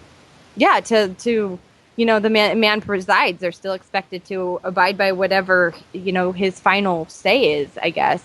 But anyway, yeah, I use the word juvenile because I feel like that's how the original article kind of came across in talking about how women are towards men. So, right. Yeah, and I think the idea, her comment on, speak plainly, be honest about your feelings, don't bottle things up. Those are all very trite, but I think that's not bad advice. But at the same time, you're saying, don't bottle things up, but don't be negative. So, you have to express yourself, but in a way that doesn't make him feel bad. It's this be the perfect person, Well, it's all about the woman. Instead of work with your spouse to solve problems. Right, exactly. And it's all about Sorry, go ahead. Her article to me is very much written in the way that it's focusing on the wife accommodating her husband. And it's all about, how does he need to be spoken to? How does he need to be speak to him in ways he can understand? And I think it's honestly, I feel like, I have in my second paragraph of number 5, it says treating all women as flaky, fickle, malevolent children is not only condescending, but also ignorant. But I also say, treating men as somehow being simultaneously wise commanders and complete clods is comparably as ignorant. And I feel like that's what she did in her original article. Women are flaky and fickle, and we throw little fits, and you need to listen to us, and we need to complain, and we need to do all of these things, and we use sex to, get our way, and then we are setting men up to be wise men who, provide for us and take care of us and fix our broken, sink or Cars. Whatever. Yeah, but also they're stupid and idiotic because they can't understand plain language. We have to dumb it down for them so they can get it, So I feel like it does both men and women a huge disservice in the way that she's representing both sexes.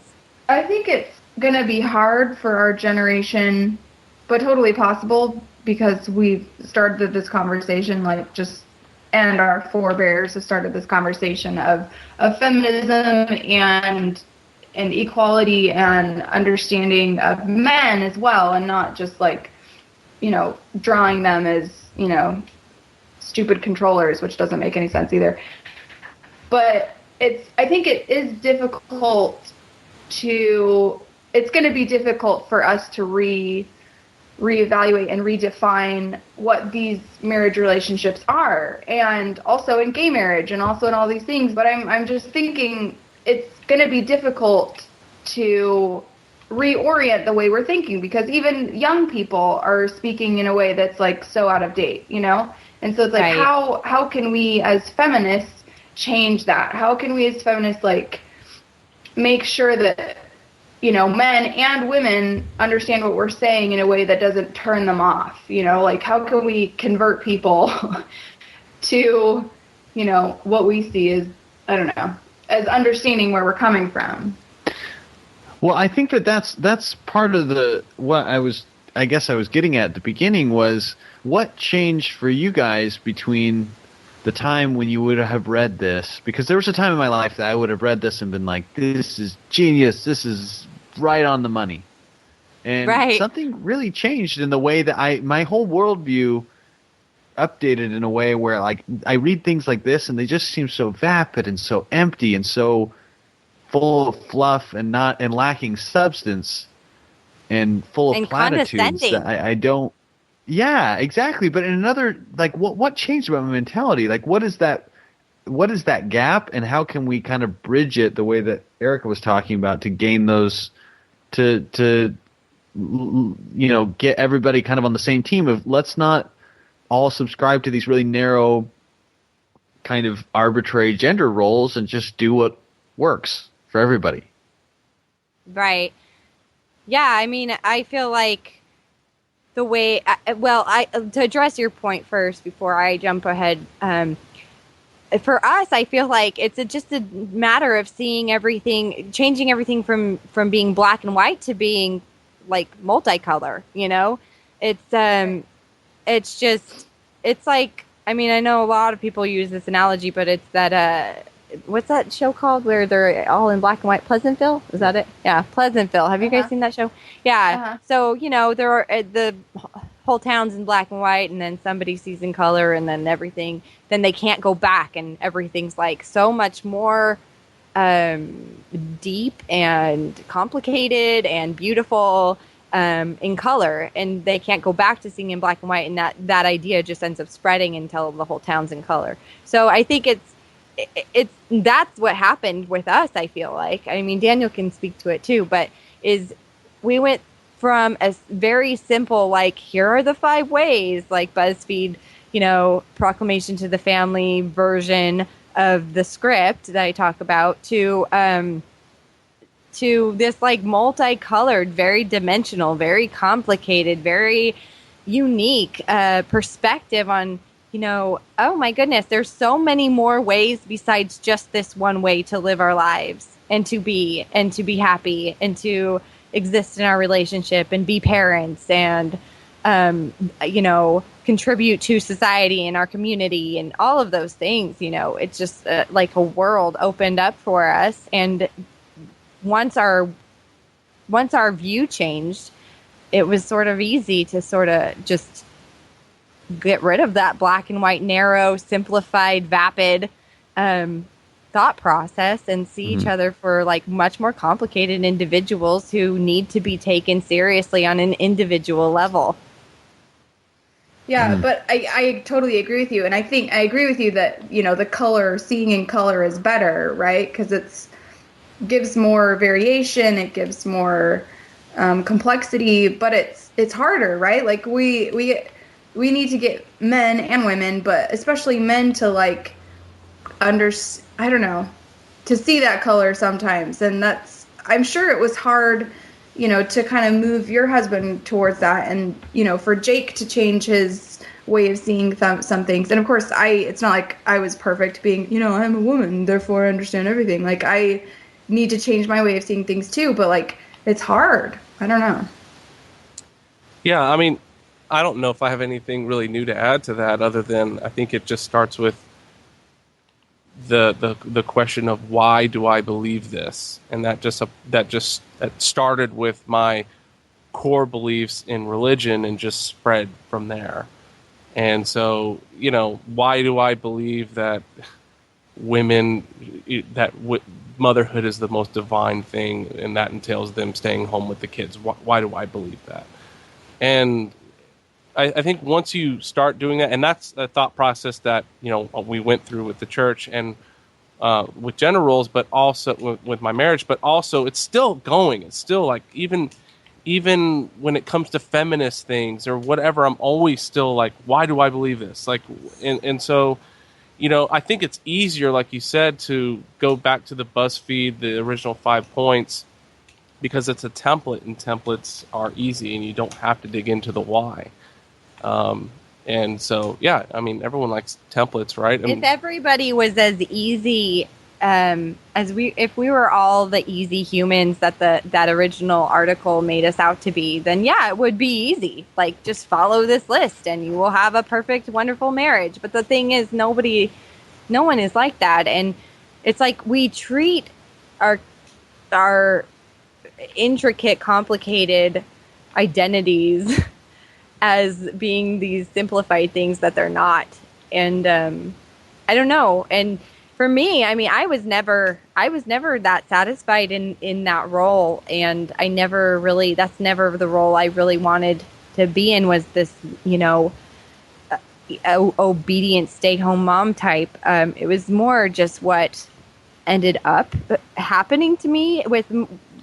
And I don't mean to say that in like from like a victim standpoint. I know that sounds super like, oh, this was, you know, this was done to me without any of my input. I mean, I obviously made decisions that put me in that position as well, but those decisions were were very colored by my black and white experience. And even though I like yearned to be in color, if that makes sense. I know this is getting really like artsy fartsy sounding, but I'm kind of an artistic person, so this is like language I understand. But you know, it's I don't know. I really don't. And as far as like communicating that to the rest of the world and propelling feminism forward, I don't know what a real good answer that is, except to just raise kids who see you as equals and to, give up on the current people. Honestly, I mean, I know that I don't think you can force anyone to change their worldview. So I don't really know how to get to people who already have set their worldview unless they're willing to change it. I mean, for us, we were lucky. We were lucky that we were able to like completely flip our lives upside down or flip our mentality upside down and examine it. And we were even more lucky to be able to do that as a couple and come out and in a good place for both of us.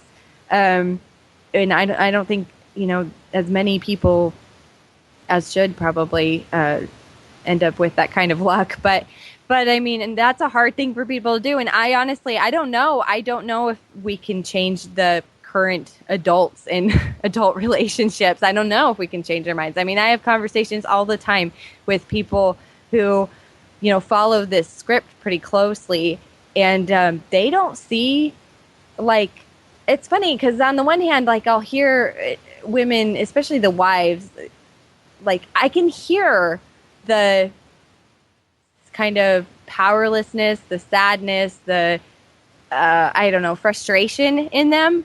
But then they like always end up kind of discounting themselves and their own experience and kind of flipping it back to the script. Like, oh, well, but that's just a sacrifice. Well, that's just a role. And I guess one of the things I heard once that I really believe is true is if something is true, you don't have to keep convincing yourself of it over and over and over again.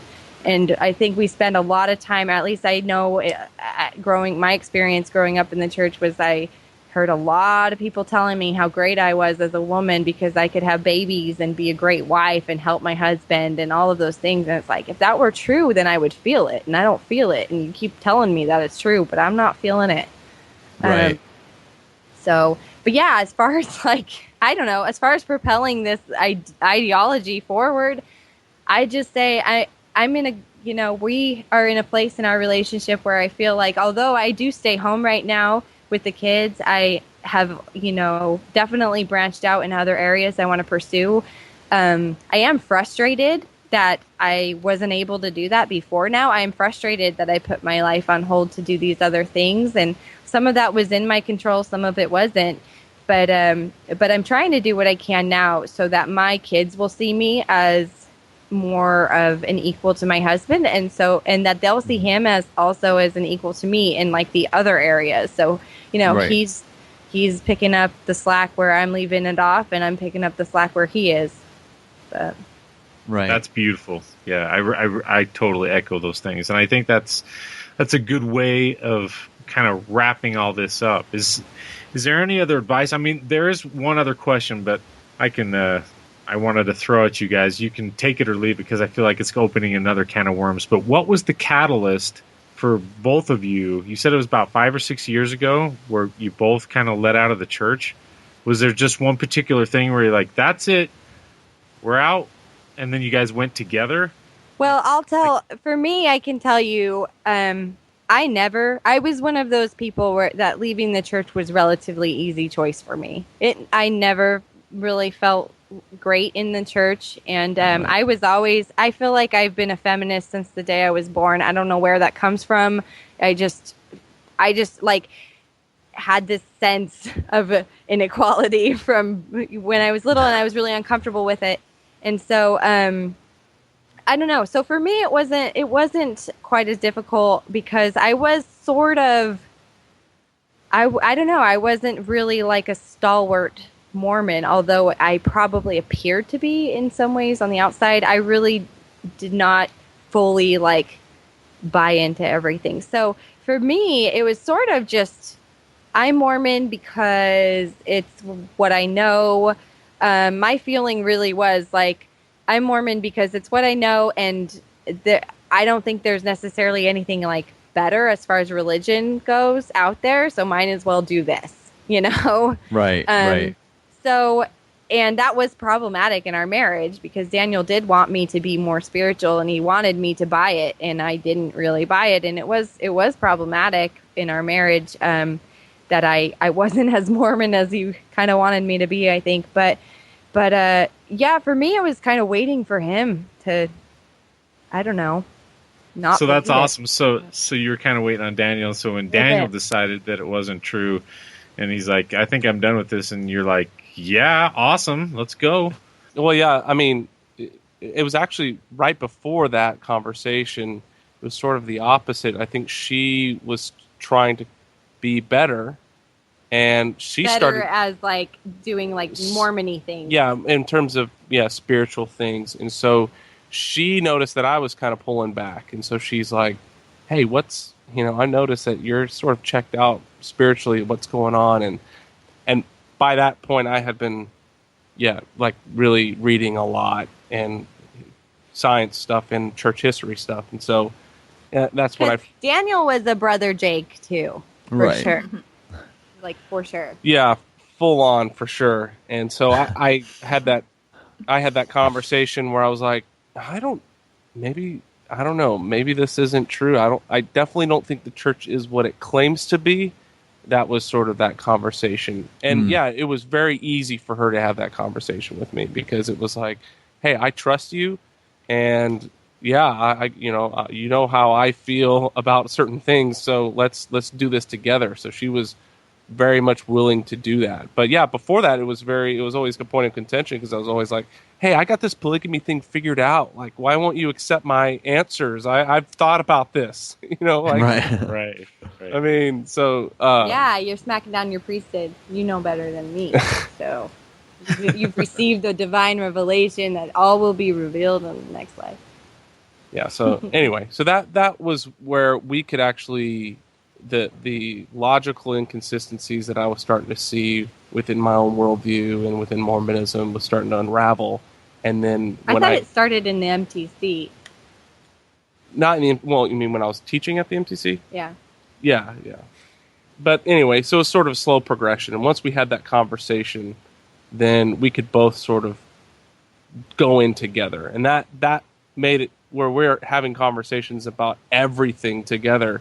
And I think when you communicate through the process together, I think that's where you can actually talk openly about these sort of issues like gender roles and that sort of thing. I think if it was maybe, if we went through it in different phases, it might be difficult because I'm not going to be thinking about things where she's challenging me in other ways. So I think the fact that we went through it together and were able to talk openly was really, I don't know, the catalyst, but a huge contributor. If anything, you wanted to hide some of the information from me because you knew it would like catapult me out as fast as possible. Yeah, she was already teetering out. Well, you hear those stories about people who talk about how if they struggle with porn, they hide the history, delete the history, whatever. I was deleting the Fair blog from the browser history. And I'm not even talking about I'm not talking like Mormon Think or anything. I'm talking about the Fair website. But not because of the reason most people do. Not because their wives would be mad and think they're sinning. It's like the opposite reason. They'd be too excited. You don't want to get them excited. Well, it was more like if she sees what a Dick Brigham was, or if she finds out about polyandry, then this is all over. She's never gonna come on board with how spiritual that I want her to be, whatever. So it was more like I was feeling you weren't sure where you were going yet, and you didn't want to push me out faster than you were ready to go. Yeah.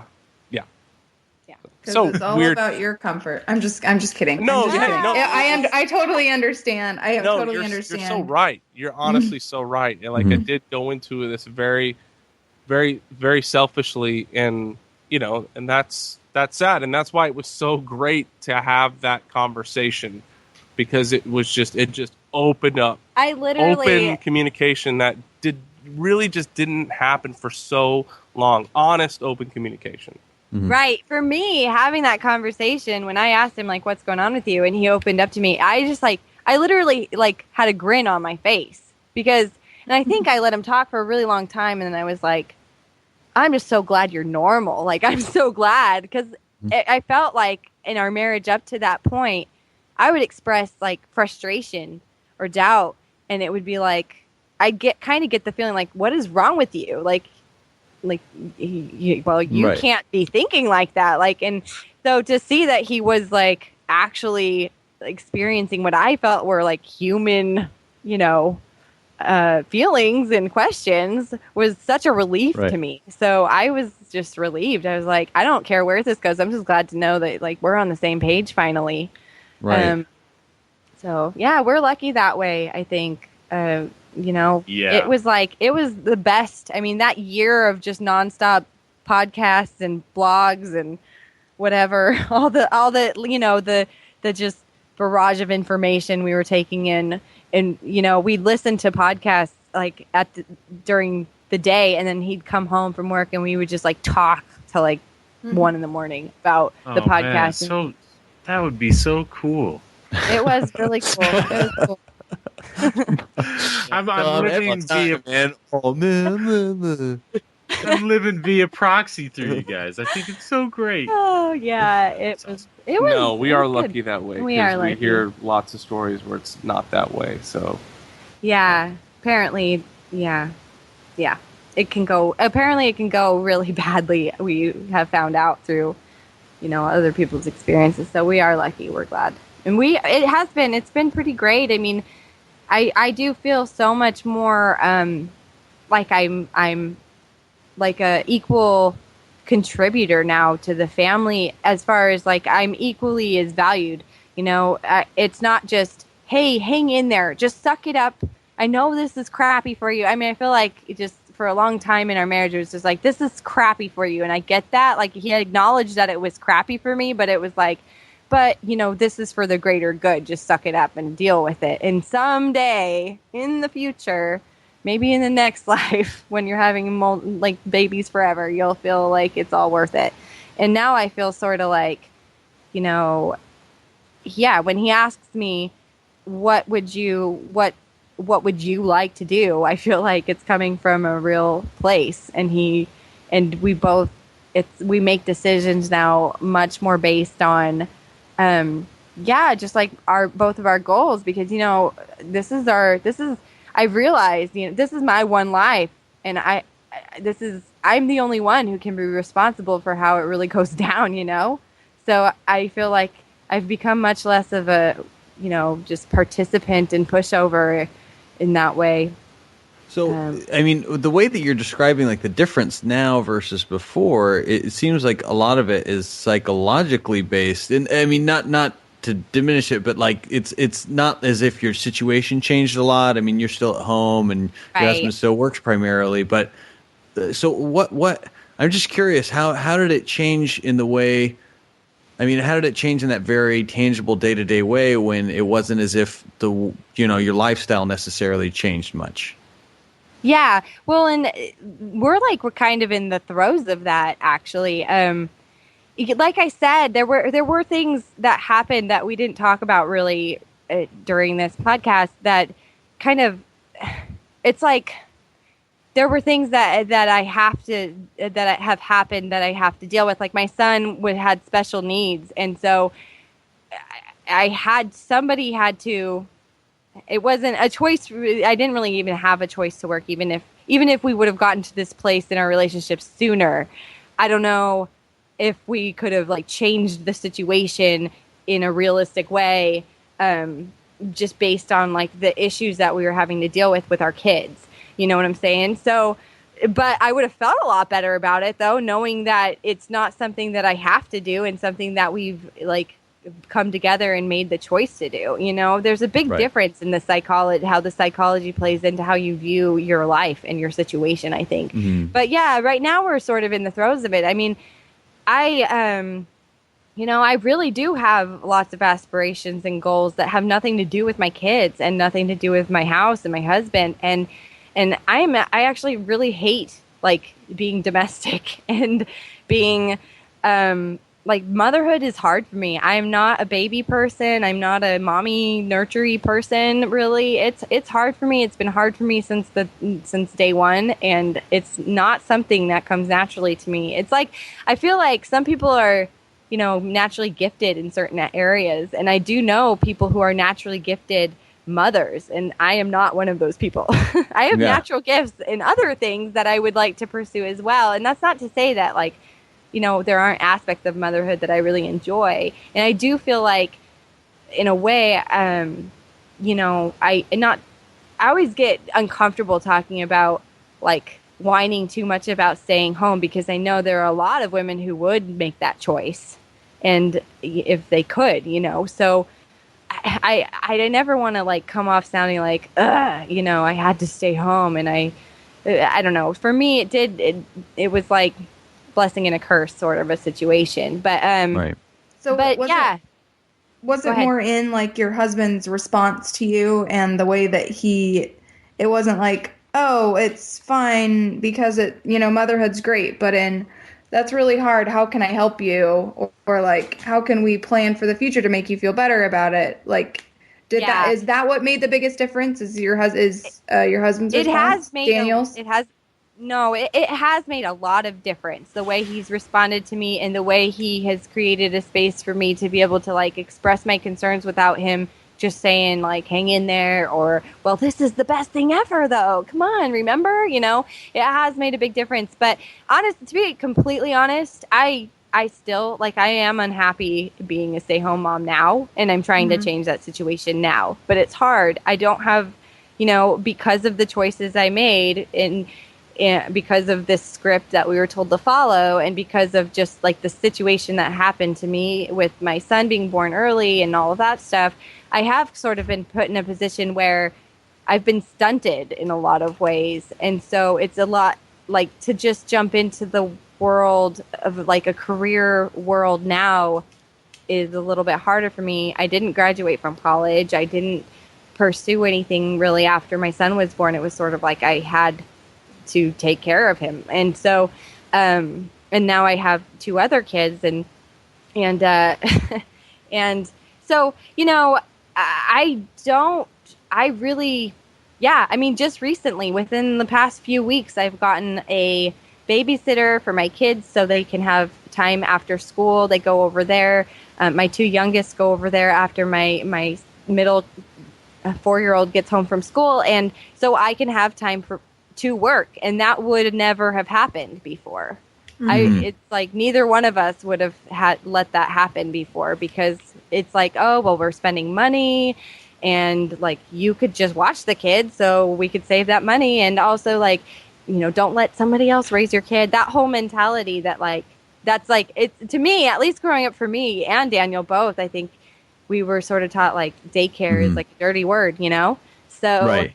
So, yeah, I am trying to change it. It's slow, and we have actually sat down recently and had that conversation, like, okay, baby's here. I have high risk pregnancies, so I have to kind of do nothing for my pregnancy. So that stunted my whole last year. But now that I'm, like, no longer pregnant, I have some options. And so we sat down. We're like, okay, how can we make what you want to do happen within this, within the situation that we're in. And so it does go beyond, like, it is a lot. It does have a lot to do with just, like, the psychology and just the viewpoint that we're coming from. But in a real day-to-day way, we are also trying to, like,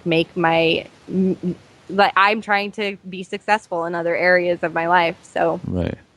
Yeah, no, I've said, it's not worth it to me to have, I'll give up all stability to accomplish whatever it is that you want to accomplish at this point. I mean, it's to that point where it's like, we're still young, and you want to go back to school, you want to do whatever it is, let's make it happen, because you holding out longer for whatever we think the greater good is not working. We don't need to do that anymore.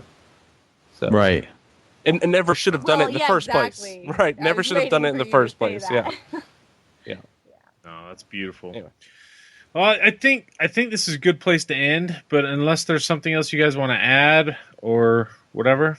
But yeah, I think this turned out pretty good. Yeah. Yeah. I hope so. it worked out. It was nice to talk to you guys. And I wish, Erica, I seriously wish I knew you in college. I could have used more friends like you. Sounds like. Well, now we're friends now. There we go. We'll Facebook find each other and see what we can do to right our past.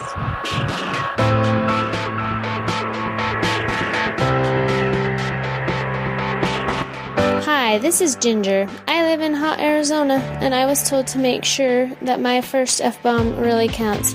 So look out, fuckers, because there it is.